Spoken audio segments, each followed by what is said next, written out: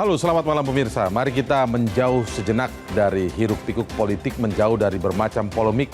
Dengan Pancasila dan Konstitusi sebagai referensi, kita berdiskusi untuk perbaikan negeri. Membahas bermacam isu kebangsaan, bukan kepentingan pribadi, kelompok, atau golongan. Visi negarawan menjadi kanalisasi gagasan-gagasan luar biasa untuk memecahkan berbagai persoalan bangsa. Dan apa tema diskusi kita? Berikut rangkumannya.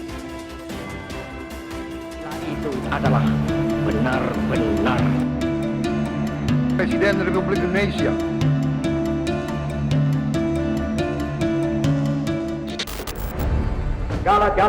Bung Karno menegaskan, proklamasi tidak menghentikan perjuangan. Perjuangan harus terus berjalan untuk mewujudkan apa yang dicita-citakan. Melindungi seluruh tumpah darah Indonesia, memajukan kesejahteraan umum, dan mencerdaskan kehidupan bangsa adalah 3 cita-cita proklamasi yang tercantum dalam Mukadimah Konstitusi. Peraih hadiah Nobel Ekonomi, Daron Acemoglu, mencoba melacak akar kesejahteraan sebuah bangsa. Hasilnya, kunci mencapai kesejahteraan adalah institusi ekonomi inklusif yang diciptakan melalui politik inklusif.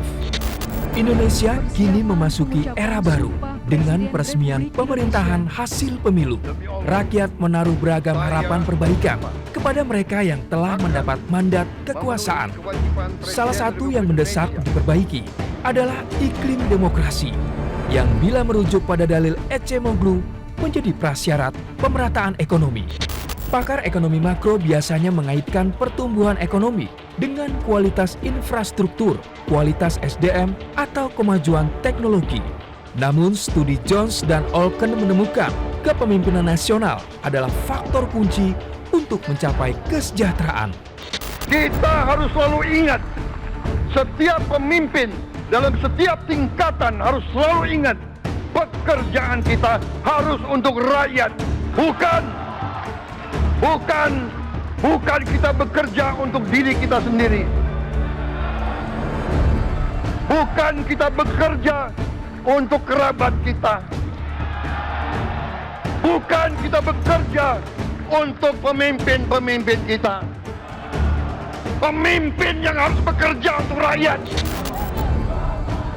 Kisah Republik Demokratik Kongo menjadi contoh kepemimpinan yang menghancurkan perekonomian. Rezim otoriter, kultus individu, dan tribalisme memicu konflik bersenjata yang menghambat kemajuan negara. Sebaliknya, pemimpin yang berkualitas dan berintegritas membawa Nigeria menjadi kekuatan ekonomi di Afrika.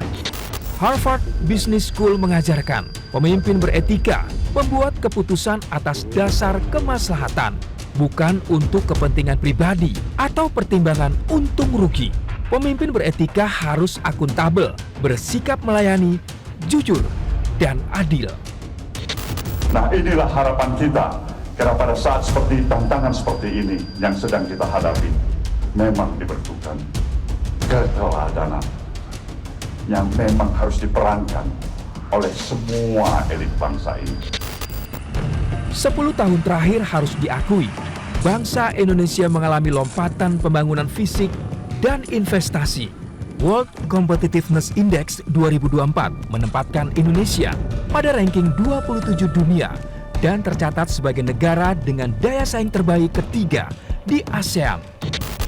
Namun ceritanya beda lagi bila kita menengok indeks demokrasi atau indeks persepsi korupsi.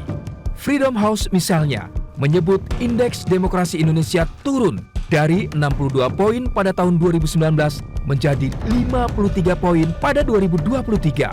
Sedangkan laporan Economist Intelligence Unit 2023 menempatkan demokrasi Indonesia pada ranking 54 dunia dengan status demokrasi cacat. Dalam 10 tahun terakhir, indeks persepsi korupsi Indonesia juga mengecewakan.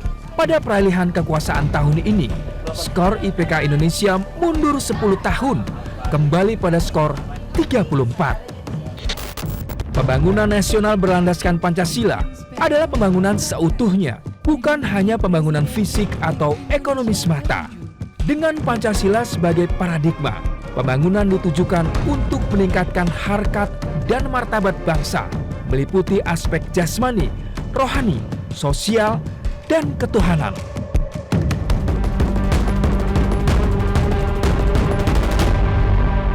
Jelajahi cara baru mendapatkan informasi. Download Metro TV Extend sekarang.